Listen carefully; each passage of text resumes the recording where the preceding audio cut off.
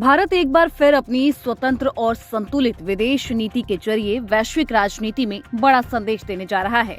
Oman की राजधानी Muscat में भारत और ओमान के बीच एक अहम मुक्त व्यापार समझौते पर हस्ताक्षर होने जा रहे हैं। ये समझौता न सिर्फ आर्थिक दृष्टि से महत्वपूर्ण है, बल्कि इसका राजनीतिक और कूटनीतिक संदेश भी दूर तक जाएगा, खास तौर पर अमेरिका के राष्ट्रपति डोनाल्ड ट्रंप तक। 3 देशों की 4 दिवसीय विदेश यात्रा के अंतिम चरण में प्रधानमंत्री नरेंद्र मोदी इथियोपिया की राजधानी अदीस अबाबा से ओमान के मस्कट पहुंचे थे।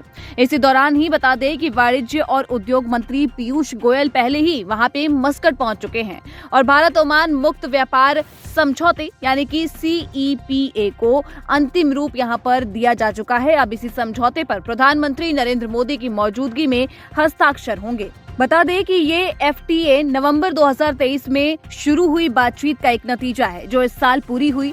इसी के तहत ही वस्त्र, खाद्य प्रसंस्करण, ऑटोमोबाइल, ऑटो कंपोनेंट्स, रत्न और आभूषण जैसे क्षेत्रों में भारत को एक बड़ा बाजार मिलेगा। साथ ही कस्टम ड्यूटी में कटौती या फिर पूरी तरीके से खत्म करने जैसे प्रावधान व्यापार को नई रफ्तार यहाँ पर दे सकते हैं, क्योंकि मुक्त व्यापार समझौते में दोनों व्यापारिक साझेदार या तो अधिकांश वस्तुओं पर कस्टम ड्यूटी को काफी कम कर देते हैं या फिर उसे समाप्त कर देते हैं। वे व्यापार को बढ़ावा देने और निवेश आकर्षित करने के लिए मानदंडों को भी सरल बनाते हैं।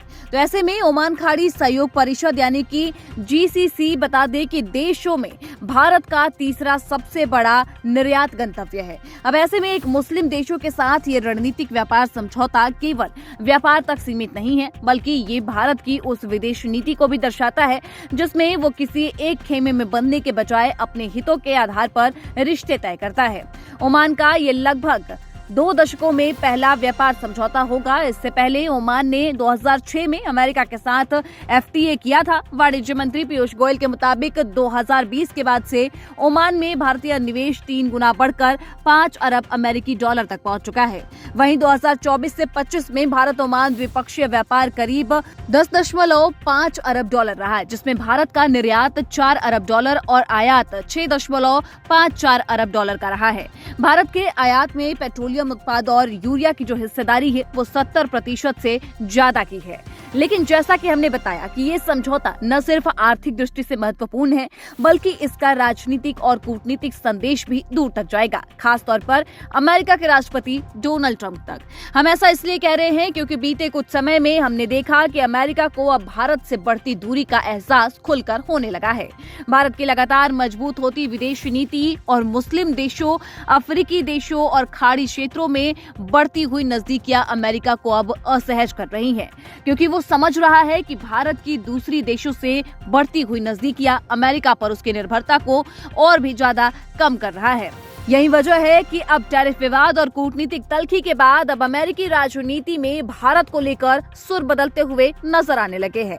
दरअसल डोनाल्ड ट्रंप जो कभी भारत पर टैरिफ और व्यापार को लेकर सख्त बयान देते रहते थे, अब प्रधानमंत्री मोदी की खुलकर वो तारीफ करते हुए नजर आ रहे हैं। ट्रंप ने बीते दिने मोदी को अपना महान मित्र बताया और भारत को इंडो पैसिफिक क्षेत्र में अमेरिका का प्रमुख रणनीतिक साझेदार भी कह दिया। अमेरिका के इस बदले हुए सुर को लेकर ये कहा जा रहा है कि भारत की ये उसी बहुध्रुवीय विदेश नीति का नतीजा है, जिसकी झलक ओमान जैसे मुस्लिम देश के साथ बड़े समझौते में साफ नजर आती है।